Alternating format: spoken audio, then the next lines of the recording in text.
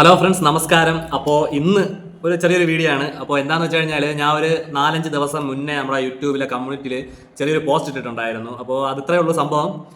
സാധാരണ ഒരു സിനിമാ പ്രേമി എന്ന നിലയിൽ സിനിമകളൊക്കെ OTT റിലീസ് ആയതിനു ശേഷം സിനിമ കണ്ടിട്ട് ചെറിയ അഭിപ്രായങ്ങൾ, എല്ലാവരും സിനിമാ പ്രേമികൾക്കും അതിൻ്റേതായിട്ടുള്ള ചെറിയ അഭിപ്രായങ്ങളും ഒരു സിനിമ കണ്ടു കഴിയുമ്പോൾ ഉണ്ടാവും. അപ്പോൾ അങ്ങനെയുള്ള ആ സിനിമയെ പറ്റിയുള്ള ചെറിയ അഭിപ്രായങ്ങൾ വീഡിയോ ആയിട്ട് ഇടാൻ വേണ്ടി എനിക്ക് ചെറിയൊരു താല്പര്യം ഉണ്ടായിരുന്നു. അപ്പോൾ അത് എൻ്റെ സബ്സ്ക്രൈബറിനോട്ട് ഞാൻ ഇവിടുത്തെ ചോദിച്ചിരുന്നു, ഞാൻ അങ്ങനെ ഒരു വീഡിയോ ചെയ്താൽ കൊള്ളാമോ, എല്ലാവരും സപ്പോർട്ട് ചെയ്യുമോ എന്നൊക്കെ ചോദിച്ചിട്ട് ചെറിയൊരു പോസ്റ്റ് ഇട്ടിരുന്നു. അപ്പോൾ അതിന് ആപ്പാടെ 16 പേരെ വോട്ട് ചെയ്തിട്ടുണ്ടായിരുന്നുള്ളൂ.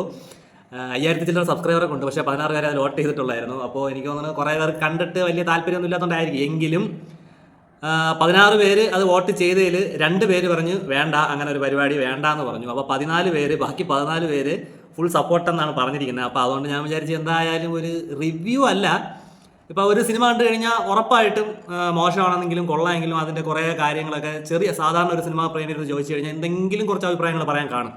അപ്പോൾ ആ ഒരു രീതിയിലുള്ള ചെറിയൊരു അഭിപ്രായം OTT റിലീസായിട്ട് പറയാമെന്ന് വിചാരിച്ചു. കാരണം തിയേറ്ററിൽ പോയി അങ്ങനെ പടം കാണാൻ വേണ്ടി വലിയ താല്പര്യമുള്ള ഒരാളല്ല ഞാൻ. കഴിഞ്ഞ വർഷം 2024 തിയേറ്ററിൽ പോയി കണ്ട പടങ്ങളെന്ന് പറഞ്ഞാൽ 3 പടങ്ങളെ കണ്ടിട്ടുള്ളൂ. അപ്പോൾ അതുകൊണ്ട് തന്നെ വലിയ താല്പര്യമില്ല. OTT വരുമ്പോഴൊക്കെയാണ് കാണുന്നത്. ടെലഗ്രാമിലുള്ള ലിങ്കൊക്കെ കിട്ടുമ്പോൾ കയറി കാണുമെന്നല്ലാതെ ഭയങ്കര ഒരു തിയേറ്ററിൽ പോയി സിനിമ കാണണമെന്നുള്ള ആഗ്രഹമൊന്നും ഒരാളല്ല. അപ്പോൾ അതുപോലെ എന്നെ പോലത്തെ ഒരുപാട് പേരുണ്ട് ടെലഗ്രാമിൽ നിന്ന് സിനിമ കാണുകയും OTT റിലീസായതിനു ശേഷം സിനിമ കാണുന്ന ഒരുപാട് പേരുണ്ട്. അപ്പോൾ ആർക്കെങ്കിലുമൊക്കെ ചെറിയ അഭിപ്രായങ്ങളൊക്കെ വല്ലതും കാണും. സത്യം പറഞ്ഞാൽ ഒരു റിവ്യൂ പറച്ചില്ലെന്ന് പറഞ്ഞാൽ വെറും ഒരു വേസ്റ്റ് പരിപാടിയാണ്. എങ്കിലും ചെറിയ നമ്മുടെ അഭിപ്രായങ്ങൾ പറയണതിൽ തെറ്റില്ല എന്ന് തോന്നിയതുകൊണ്ട് അങ്ങനത്തെ ഒരു വീഡിയോ ചെയ്യാമെന്ന് വിചാരിച്ചാണ് ഞാനിപ്പോൾ ഈ ഒരു വീഡിയോ ചെയ്യുന്നത്. അങ്ങനെ ആദ്യമായിട്ട് ഒരു അഭിപ്രായം, ഒരു വീഡിയോ ചെയ്ത് യൂട്യൂബ് ഇടാമെന്ന് വിചാരിച്ചതിന് ശേഷം ഞാൻ കണ്ട ഒരു പടം പണി, ജോജു ജോർജിൻ്റെ പണി. അപ്പോൾ തിയേറ്ററിൽ പോയി കണ്ടവരോട് ഇതൊന്നും പ്രത്യേകിച്ച് പറയേണ്ട കാര്യമൊന്നുമില്ല. തിയേറ്റർ എക്സ്പീരിയൻസ് ഒക്കെ പൊളിയായിരുന്നു. കാണും ആദ്യം മൊബൈലിൽ കണ്ടപ്പോൾ തന്നെ 4K റെസൊല്യൂഷനുള്ള എൻ്റെ ഒരു ഫോണാണ്, വിവോയുടെ ഒരു ഫോണാണ്. അതിൽ കണ്ടപ്പോൾ തന്നെ കിടില സാധനമായി വേറെ പണി. അപ്പോഴെനിക്ക് തിയേറ്ററിൽ പോയി കണ്ടാൽ കൊള്ളാമെന്നൊക്കെ തോന്നി, പക്ഷേ എങ്കിലും വേണ്ടാന്ന് തോന്നി. കാര്യം ആ ഒരു ടൈപ്പാണ് ഞാൻ, അത്രയേ ഉള്ളൂ. അങ്ങനെ പണി എന്ന സിനിമ ആദ്യമായിട്ട് നിങ്ങൾക്ക് മുന്നിലോട്ട് എൻ്റെ ചെറിയ കുറച്ച് അഭിപ്രായങ്ങൾ പറയാൻ വേണ്ടി ആഗ്രഹിക്കുന്നു. അപ്പോൾ താല്പര്യമുള്ളവരാണെന്നുണ്ടെങ്കിൽ തീർച്ചയായിട്ടും ആദ്യമായിട്ട് കാണുന്ന ചാനൽ സബ്സ്ക്രൈബ് ചെയ്യുക, വീഡിയോ ഇഷ്ടപ്പെട്ടാൽ ലൈക്ക് ചെയ്യുക. എന്തെങ്കിലും എതിരഭിപ്രായമോ കാര്യങ്ങളോ എന്തെങ്കിലും ഉണ്ടെങ്കിൽ ധൈര്യമായിട്ട് നിങ്ങൾ കമൻറ്റ് ചെയ്ത് പറയുക. എടേ മതി ഈ ഒരു വീഡിയോ നിർത്തിക്കുമോ എന്ന് പറയുക. ഞാനും ഒരു 1-2 വീഡിയോ ഇട്ടിട്ട് മുൻപോട്ട് പോകണോ വേണ്ടെന്നൊക്കെ ആലോചിക്കും. എന്തായാലും ഒരു 1-2 വീഡിയോ ഇടാം. അതിൻ്റെ ആ ഒരു വീഡിയോയുടെ റീച്ചും കാര്യങ്ങളൊക്കെ നോക്കിയിട്ട് വീണ്ടും ഇടണോ വേണ്ടെന്ന് ആലോചിക്കാം. എന്തായാലും ആദ്യമായിട്ട് നമുക്ക് ജോജു ജോർജിൻ്റെ പണി എന്ന ഒരു സിനിമയിലോട്ട് അതിൻ്റെ കുറച്ച് കാര്യങ്ങൾ മാത്രമേ പറയുന്നുള്ളൂ.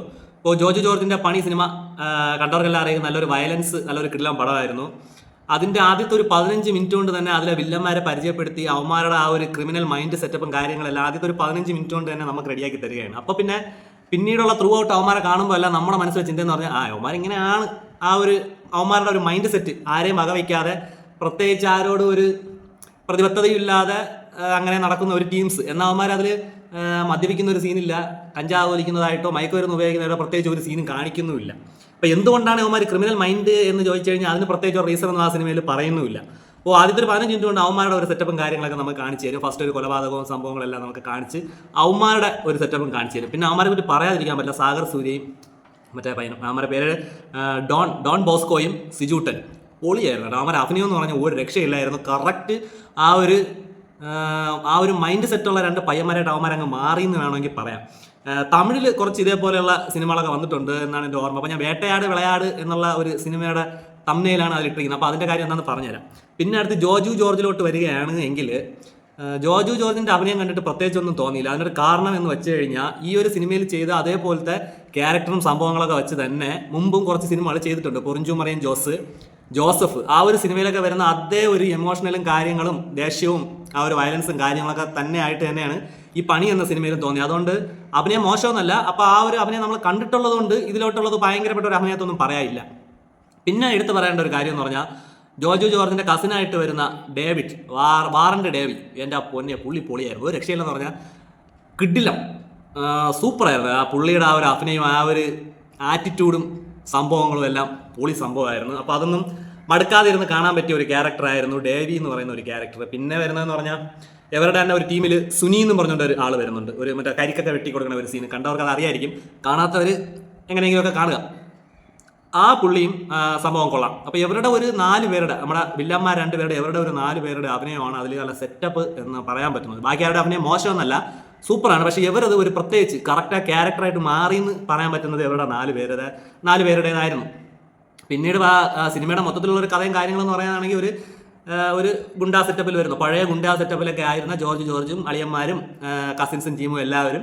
അപ്പോൾ പുതിയ ടീം ആയിട്ടുള്ള ചെറിയൊരു ക്ലാഷ്. ജോർജിൻ്റെ ഭാര്യയെ ഒരു പ്രത്യേക സാഹചര്യത്തിൽ വില്ലൽ ഈ സാഗർ സൂര്യ ഡോൺ ബോസ്കോ എന്ന് പറയുന്ന ക്യാരക്ടർ മോശമായിട്ട് പെരുമാറുകയും പിന്നെ അതിലൂടെ ഉണ്ടാകുന്ന കുറേ കാര്യങ്ങളൊക്കെയാണ് സിനിമയുടെ കഥ. അവസാനമൊക്കെ നമുക്ക് ക്ലൈമാക്സ് ഒക്കെ നമുക്ക് ഏകദേശം ഊഹിക്കാവുന്നതേ ഉള്ളൂ. നടൻ വില്ലന്മാരെ കൊല്ലും, പക്ഷേ ആ കൊല്ലുന്ന രീതി മേക്കിംഗ് ഒരു രക്ഷയില്ലായിരുന്നു, പൊളിയായിരുന്നു. അപ്പോൾ പിന്നെ അതിൽ എടുത്ത് പറയേണ്ടത് കാറുകളൊക്കെ തമ്മിലുള്ള കുറച്ച് ചേസും കാര്യങ്ങളും വെടിയപ്പ് സീനങ്ങളൊക്കെ ഉണ്ട്. അതൊക്കെ സൂപ്പറായിരുന്നു.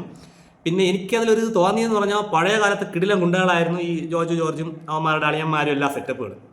ഈ 2 പയ്യന്മാരെ യുവമാർക്ക് പിടിക്കാൻ പറ്റിയില്ല എന്നുള്ളത് ഭയങ്കര ഒരു പരാജയം തന്നെ ആയിപ്പോയി. ഇത്രയും വലിയൊരു സെറ്റപ്പും കാര്യങ്ങളും ആ ഒരു തൃശ്ശൂരിൽ ഇവർക്ക് ഉണ്ടായിരുന്നിട്ട് ഈ 2 പയ്യന്മാരെ പൂട്ടാൻ പറ്റിയില്ല എന്ന് പറഞ്ഞത് അതൊരു ഭയങ്കര പരാജയം. ഇപ്പോൾ സിനിമ കണ്ടുകൊണ്ടിരുന്നപ്പോഴേ വിചാരിച്ചു പോലീസാണ് ഇവരെ പിടിക്കുന്നത്. ഈ 2 പയ്യന്മാരെ സിനിമ കാണുമ്പോൾ നിങ്ങൾക്ക് മനസ്സിലാവും. അപ്പോൾ പോലീസ് പിടിച്ചില്ലായിരുന്നു എങ്കിൽ ഉറപ്പായിട്ടും ജോർജിനെയും അവന്മാർ കൊന്നേനെ. ആ ഒരു ലെവലിലാണ് കഥ പൊയ്ക്കൊണ്ടിരുന്നത്. അപ്പോൾ പോലീസ് പിടിച്ചതുകൊണ്ട് മാത്രമാണ് ജോർജിന് അവന്മാരെ കിട്ടിയതും ജോർജിന് അവന്മാരെ കൊല്ലാൻ പറ്റിയതും. അപ്പോൾ ഇനി വേറൊരു വിഷയത്തിലോട്ട് വരാം. അപ്പോൾ ഇത്രയേ ഉള്ളൂ കഥയുടെ ഒരു സാഹചര്യങ്ങളും കാര്യങ്ങളൊക്കെ ഇത്രയേ ഉള്ളൂ. വൺ ടൈം വാച്ചബിളൊന്നും അല്ല, നമുക്ക് ഒരിക്കലും കൂടെ വേണമെങ്കിലും കാണാൻ പറ്റിയ ഒരു പടം തന്നെയാണ്. ഒരു ലാഗ് ഇല്ലാതെ സൂപ്പറായിട്ട് നല്ല ഒരു സ്മൂത്ത് ലാവർ റണ്ണിൽ അങ്ങനെ പൊയ്ക്കൊണ്ടിരിക്കുന്ന നല്ല അടിപൊളി പടം തന്നെയാണ്. ആ പീക്ക് ക്ലൈമാക്സിലെന്നൊക്കെ പറഞ്ഞാൽ അതുപോലൊരു ക്ലൈമാക്സ് ഇല്ല. ഇപ്പോൾ മലയാള സിനിമയിൽ അങ്ങനെ ഒരു ക്ലൈമാക്സ് ഇല്ല എന്നാണ് പറയുന്നത്. അവസാനം ബോംബ് വെച്ച് സ്ഫോടിപ്പിച്ച് അങ്ങനെ പൊട്ടിപ്പിച്ച് കൊല്ലുന്നതൊക്കെ ഉണ്ട്. പക്ഷേ ശരീരം ഇത്രയ്ക്ക് ഭിന്നമായിട്ട് പോകുന്നത് ഞാൻ വേറെ സിനിമയിലും കണ്ടിട്ടില്ല. അതൊക്കെ നല്ല സൂപ്പറായിരുന്നു. അത്ര വയലൻസ് കൂടി പോയി. ആ സർട്ടിഫിക്കറ്റ് ആണോ അതിന്? അല്ലെന്നാണ് തോന്നുന്നത്. എങ്കിലും പടം പൊളി, അത് പറയാതിരിക്കാൻ പറ്റില്ല. സെറ്റപ്പ്. അപ്പോൾ കാണാൻ പറ്റുന്നുള്ളവർ കാണുക. തിയേറ്ററിൽ വന്നിട്ട് ഏകദേശം 3-4 മാസമായി. ഇപ്പോൾ OTT റിലീസായിട്ടുണ്ട്. കാണാൻ പറ്റുന്നുള്ളവർ തീർച്ചയായിട്ടും കാണുക. അപ്പോൾ എനിക്കിത് തമിഴിൽ നമ്മുടെ കമലഹാസൻ ചെയ്ത വേട്ടയാട് വിളയാട് സിനിമയായിട്ട് ചെറിയൊരു സാമ്യം തോന്നി. അതെന്താണെന്ന് വെച്ചാൽ അതിലും ഇതേപോലെയാണ്. കമലഹാസൻ പോലീസാണ്, ഇതിൽ നടൻ ഗുണ്ടയാണ്. അപ്പോൾ അതിലും 2 പേരുണ്ട് സൈക്കോ ഡോക്ടർമാർ. അവന്മാരും ഇതേപോലെ കമലഹാസന്റെ ഭാര്യ തട്ടിക്കൊണ്ട് പോയിട്ടുള്ള ആ ഒരു പ്രതികാര കാര്യങ്ങളിലൊക്കെയാണ് കമലഹാസൻ അവന്മാരെ കൊല്ലുന്നത്. പക്ഷേ അതിൽ അവന്മാർ മയക്ക് വരുന്നത് ഡ്രഗ്സ് അങ്ങനെയൊക്കെ കുറേ കാര്യങ്ങളൊക്കെ അടിച്ച് അലുമ്പാണ്. ഇതിൽ നമ്മളെ ജോർജ് ഗുണ്ടയായ ജോർജിൻ്റെ ഭാര്യയെ തട്ടിക്കൊണ്ട് പോയിട്ടില്ല, അല്ലാതെ കുറച്ച് മോശമായിട്ടുള്ള രീതിയിലൊക്കെ പെരുമാറുന്നു. അപ്പോൾ അതിൻ്റെ പ്രതികാരം എന്ന രീതിയിൽ അവരെ കൊല്ലുന്നു. അപ്പോൾ ആ ഒരു രീതിയിൽ നോക്കുകയാണെന്നുണ്ടെങ്കിൽ സിറ്റുവേഷൻസ് ഒക്കെ അങ്ങോട്ടും ഇങ്ങോട്ടും മാറുന്നതേ ഉള്ളൂ. കഥയൊക്കെ ഏകദേശം ഒന്ന് തന്നെയാണ്. അതുകൊണ്ടാണ് വേട്ടയാട് വിളയാടും കൂടെ ഞാൻ അങ്ങനെ ഇട്ടത്. സംഭവം നിങ്ങൾക്ക് അത് കാണുമ്പോൾ മനസ്സിലാവും. അപ്പോൾ സിനിമ കണ്ടിട്ടില്ലാത്തവർ തീർച്ചയായിട്ടും ഒന്ന് കാണുക. തീർച്ചയായിട്ടും നിങ്ങൾക്ക് എല്ലാവർക്കും കാണാൻ പറ്റിയ പടം തന്നെയാണ്. കുടുംബസമേതം ഇരുന്ന് കാണുന്നവരാണ് ഉണ്ടെങ്കിൽ കുറച്ച് വിഷയങ്ങളൊക്കെ ഉണ്ട് അതിൽ കാണാൻ വേണ്ടി. കലിപ്പൻ്റെ കാന്താരി മാർക്കറ്റ് ചെറിയൊരു കൊട്ടൊക്കെ കൊടുത്തിട്ടുണ്ട്. വെറും 1 മാസത്തെ പരിചയം വെച്ച് കാമുകം വിളിക്കുന്നിടത്തെല്ലാം പോകുന്ന ഒരു പെൺകുട്ടിയുടെ ഒരു റോളുണ്ട്. അപ്പോൾ അതിൽ അങ്ങനെയൊക്കെയുള്ള കുറച്ച് സീനുകളൊക്കെ ഉണ്ട്. അപ്പോൾ നിങ്ങൾക്ക് കുടുംബമായിട്ടൊന്ന് കാണണം എന്നുള്ളത് കാണാം, വേറെ വിഷയമൊന്നുമില്ല.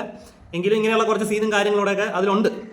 വേറെ പ്രത്യേകിച്ച് പറയാൻ വേണ്ടി മാത്രം ഒന്നുമില്ല. ഇതാണ് പണി, ജോർജിൻ്റെ പണി. എന്തായാലും സൂപ്പർ പടമാണ്. ജോർജിന് എന്തായാലും പണി അറിയാം, കിടിലമാണ്. കാണാൻ പറ്റുന്നുള്ളവർ കാണുക. അപ്പോൾ അടുത്ത നമ്മൾ റൈഫിൾ ക്ലബ്ബ് ഞാൻ അതേപോലെ ഡൗൺലോഡ് ചെയ്ത് വെച്ചിട്ടുണ്ട്. അതോടെ ഒന്ന് കണ്ടിട്ട് ഞാൻ അതിൻ്റെ വീഡിയോ പറയുന്നതായിരിക്കും. അപ്പോൾ ഞാൻ നേരത്തെ പറഞ്ഞാൽ നമ്മളൊരു പ്രൊഫഷണലൊന്നുമല്ല, തോന്നിയ കാര്യം പറയുന്നു എന്നേ ഉള്ളൂ. ഇഷ്ടപ്പെട്ടാൽ ലൈക്ക് ചെയ്യുക, ചാനൽ സബ്സ്ക്രൈബ് ചെയ്യുക. എന്തുണ്ടെങ്കിലും ധൈര്യമായിട്ട് നിങ്ങൾ കമൻറ്റിൽ കാര്യം പറയണം. പറഞ്ഞു പോയാൽ നമുക്കും കൂടെ അത് മനസ്സിലാവുമല്ലോ. അതുകൊണ്ടാണ് നീ ഈ പണീനെ വെച്ച് നിർത്തണമെന്ന് പറഞ്ഞാൽ പോലും സന്തോഷമേ ഉള്ളൂ. അപ്പോൾ എന്തായാലും ഈ ഒരു വീഡിയോ ഇഷ്ടപ്പെട്ടെങ്കിൽ ലൈക്ക് ചെയ്യുക, ചാനൽ സബ്സ്ക്രൈബ് ചെയ്യുക. അടുത്ത് നമ്മൾ റൈഫിൾ ക്ലബ്ബ് കണ്ടിട്ട് അതിൻ്റെ അഭിപ്രായം പറയാൻ വേണ്ടി ഞാൻ വരും. ഓക്കെ, എല്ലാവർക്കും ഗുഡ് ബൈ.